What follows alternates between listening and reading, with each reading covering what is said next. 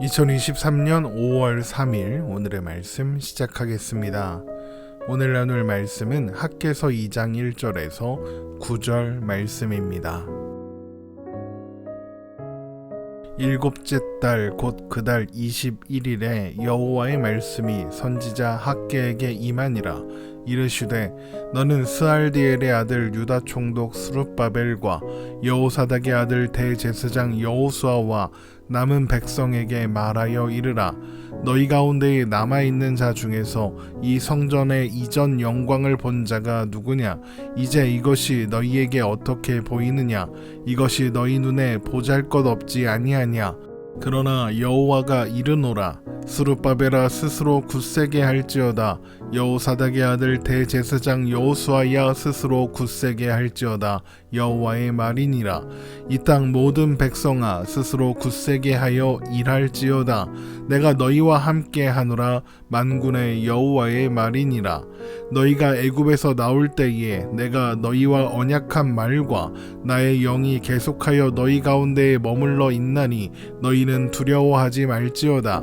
만군의 여호와가 이같이 말하노라. 조금 있으면 내가 하늘과 땅과 바다와 육지를 진동시킬 것이요 또한 모든 나라를 진동시킬 것이며 모든 나라의 보배가 이르리니 내가 이 성전의 영광이 충만하게 하리라. 만군의 여호와의 말이니라. 은도 내 것이요 금도 내 것이니라. 만군의 여호와의 말이니라. 이 성전의 나중 영광이 이전 영광보다 크리라. 만군의 여호와의 말이니라. 내가 이곳에 평강을 주리라. 만군의 여호와의 말이니라. 아멘. 포로에서 돌아온 이스라엘 백성들은 성전의 부재가 곧 하나님의 부재라고 생각하며 하나님이 그들과 함께하지 않는다고 생각했습니다. 그래서 그들은 자신들의 삶을 스스로 책임지기 위해서 애쓰고 노력하며 살았습니다.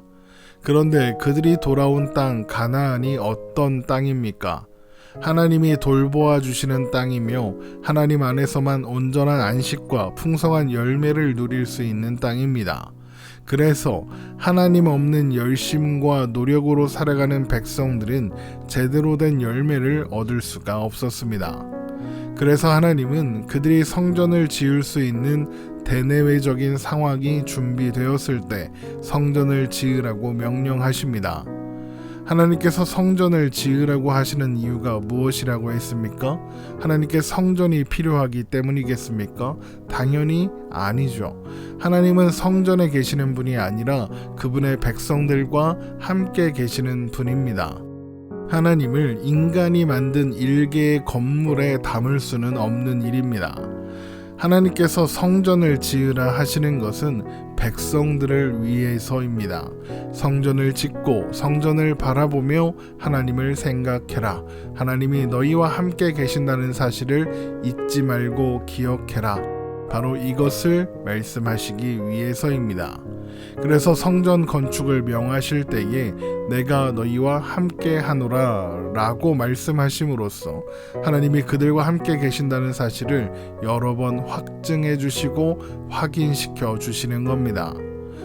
이런 하나님의 위로와 격려하심의 힘을 얻은 이스라엘 백성들은 성전을 재건하기 시작했습니다. 그런데 성전 재건이 시작되고 한 달 정도가 흘렀을 때 하나님은 학개 선지자를 통해 다시 말씀을 주십니다. 학개서 2장 1절에서 2절 말씀입니다. 일곱째 달 곧 그 달 21일에 여호와의 말씀이 선지자 학개에게 임하니라. 이르시되 너는 스알디엘의 아들 유다 총독 스룹바벨과 여호사닥의 아들 대제사장 여호수아와 남은 백성에게 말하여 이르라. 하나님께서 성전 재건을 시작한 지 이제 겨우 한 달이 지났는데 말씀을 주시는 이유가 무엇일까요? 그 이유는 바로 이제 재건하는 성전의 모습이 옛 성전의 그것에 비해서 너무 초라하다, 이런 생각이 백성들 사이에 퍼지고 있었기 때문입니다.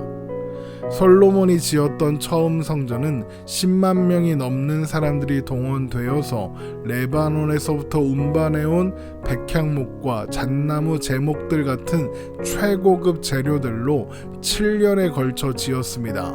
그리고 그 내부는 그 금으로 마감했죠. 그런 솔로몬 성전과 이제 포로에서 막 돌아온 이들이 어려운 상황 속에서 건축하기 시작한 성전은 애초부터 비교의 대상이 될 수 없습니다. 그러나 이전의 성전을 본 사람들에게는 이제 지어질 성전은 정말 아무것도 아닌 보잘것없는 곳으로 보였을 겁니다. 그래서 포로에서 돌아와 처음 성전 재건을 시도했을 때에도 옛 성전을 기억하는 사람들이 그 초라함 때문에 통곡했었던 것 아닙니까? 과거의 영광과 그 영광을 잃어버린 후에 미약하게 시작된 현재를 비교하는 것은 대부분의 경우 낙심과 의욕상실로 이어지기 마련입니다. 이스라엘 백성들 또한 지금 그런 상태인 겁니다. 학교를 통한 하나님의 말씀에 힘을 얻어 시작된 성전 재건이 한 달 정도 지나자 조금씩 그 실체가 드러나기 시작했고, 그 모습을 본 이스라엘 백성들은 자연스럽게 지금의 성전의 모습을 과거 성전의 영광, 그 모습과 비교하게 되었을 것이고, 그로 인한 낙심과 불안감이 백성들 가운데 생겨나기 시작했던 겁니다. 그러면 하나님은 그런 백성들의 낙심과 불안함을 모르시겠습니까? 당연히 아시죠. 그래서 하나님은 이제 다시 격려하고 위로하시기 위해서 말씀을 주시는 겁니다. 먼저 하나님은 이제 짓고 있는 성전이 이전의 성전에 비해서 초라해 보이고 아무것도 아닌 것처럼, 보잘것없는 것처럼 보이냐고 물으십니다. 학개서 2장 3절입니다. 너희 가운데 남아있는 자 중에서 이 성전의 이전 영광을 본 자가 누구냐? 이제 이것이 너희에게 어떻게 보이느냐? 이것이 너희 눈에 보잘것없지 아니하냐? 그러면 백성들의 반응이 무엇이겠습니까? 그렇습니다, 하나님, 너무나도 초라합니다, 이런 반응 아니겠습니까?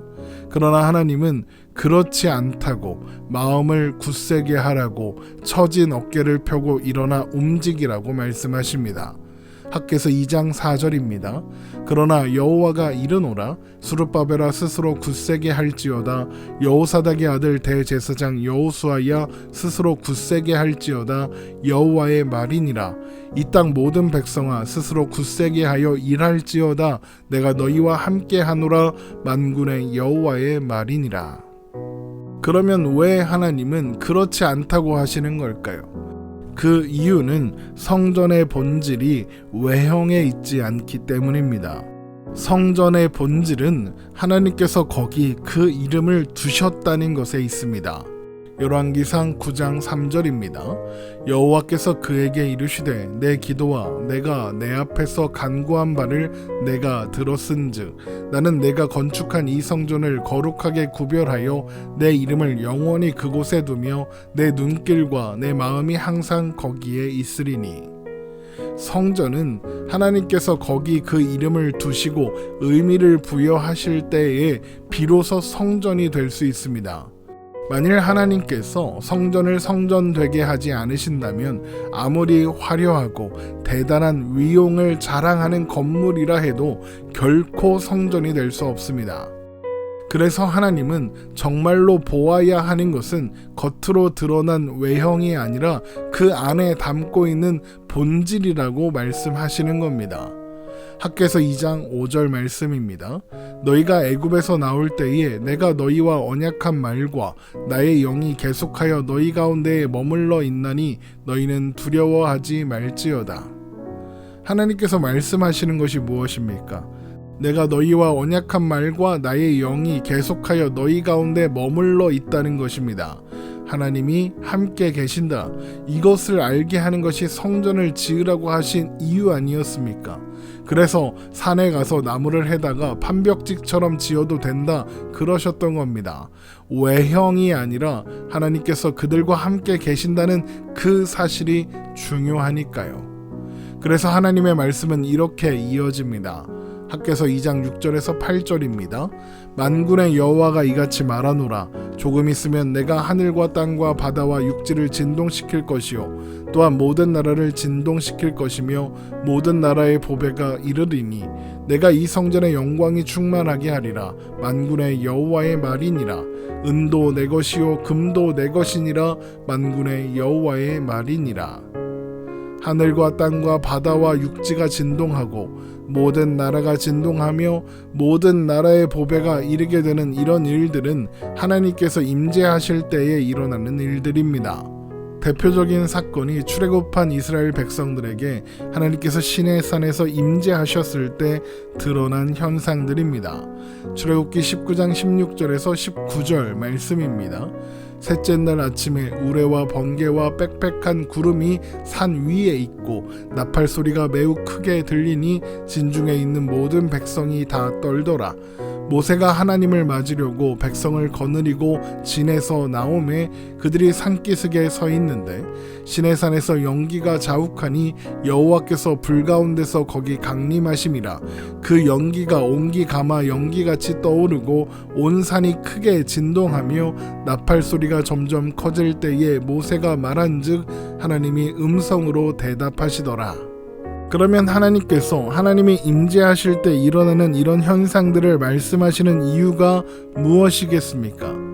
하나님이 임재하시면 아무것도 아닌 것처럼 보이는 건물도 하나님의 영광으로 가득하게 된다는 겁니다. 세상의 모든 보배가 모이고 은과 금이 모인다 해도 하나님께서 임재하사 하나님의 영광으로 채우시는 것과 비교하면 그런 것들이야말로 정말 아무것도 아니게 될 것입니다. 그렇다면 지금 그들이 초라하다고 보잘것없다고 말하는 이 성전이야말로 이 세상 그 어떤 것보다 그 어느 곳보다 영광으로 가득한 곳이 아니겠습니까? 학개서 2장 9절입니다. 이 성전의 나중 영광이 이전 영광보다 크리라. 만군의 여호와의 말이니라. 내가 이곳에 평강을 주리라. 만군의 여호와의 말이니라. 그래서 백성들은 이제 지어질 두 번째 성전이 보잘것없어 보인다고 생각하지만 하나님은 이 두 번째 성전에 임할 영광이 솔로몬이 지은 성전보다 더 크다고 말씀하시는 겁니다. 처음 성전의 영광은 사람들의 준비와 값비싼 재료와 수많은 은과 금과 귀한 백향목을 통해서 드러나는 사람이 준비한 영광과 화려함이었습니다. 하지만 두 번째 성전의 영광은 하나님이 친히 준비하시고 친히 채우시는 영광으로 가득하게 될 것입니다. 비록 두 번째 성전에는 은도 금도 부족하고 나무도 그저 눈앞에 보이는 산에서 베어온 곳들에 불과하다 해도 하나님이 영광으로 채우시면 처음 성전의 영광은 아무것도 아닌 것이 되는 것입니다. 그러므로 이스라엘 백성들은 겉으로 드러나는 외형이 아니라 그 모든 일을 이루어 가시는 하나님을 바라보고 하나님으로부터 임하는 영광을 바라봄으로써 낙심과 불안과 두려움이 아니라 하나님이 주시는 평강을 누려야 하는 겁니다. 하나님께서 이전의 영광보다 더 큰 영광으로 두 번째 성전에 나타내실 거니까요. 우리들 또한 신앙 여정 속에서 겉으로 드러나는 모습, 행동으로 인해서 낙심할 때가 있습니다. 누구는 앞에 서서 찬양 인도도 하고 대표 기도도 하고 그러는데 나는 노래도 못하고 말도 잘 못하고 아는 것도 없어서 아무것도 할 수 없구나. 나만 이렇게 초라하구나. 하나님 보시기에 너무 부끄럽다. 이런 생각 때문에 움츠러들고 낙심하게 되는 그런 때 말입니다. 그것은 다른 사람에 비해 적어 보이는 헌금일 수도 있고 부족해 보이는 지식일 수도 있고 봉사의 자리나 또 드리는 시간일 수도 있습니다. 그러나 하나님께서 우리에게 원하시는 것은 겉으로 드러나고 멋져 보이는 그런 자리에 서는 것이거나 또 뭔가 대단한 일을 해내는 그런 것이 아니라 우리가 하나님의 백성으로 하나님의 자녀로 존재하는 것입니다. 우리는 비록 세상에서 초라해 보일지도 모르겠습니다. 그러나 하나님은 우리를 이 세상 가장 귀한 모든 것들보다 더 귀하게 여기시며 우리의 존재를 이 세상 그 무엇보다 영광스럽게 여기십니다. 로마서 8장 30절입니다. 또 미리 정하신 그들을 또한 부르시고 부르신 그들을 또한 의롭다 하시고 의롭다 하신 그들을 또한 영화롭게 하셨느니라. 중요한 것은 우리가 얼마나 대단한 일을 해내느냐가 아니라 하나님께서 우리와 함께 계신다는 그 사실 자체라는 것을 여러분 잊지 말고 기억하시기 바랍니다. 하나님이 함께 계신다는 그 사실만으로 우리는 이 세상 무엇보다 영광스럽고 존귀한 존재입니다. 겉으로 드러나 눈에 보이는 것이 아니라 우리 안에 계시는 하나님을 바라보고 신뢰함으로 오늘도 힘을 내어 일어나 담대히 나아가는 우리가 되기를 주님의 이름으로 축원합니다.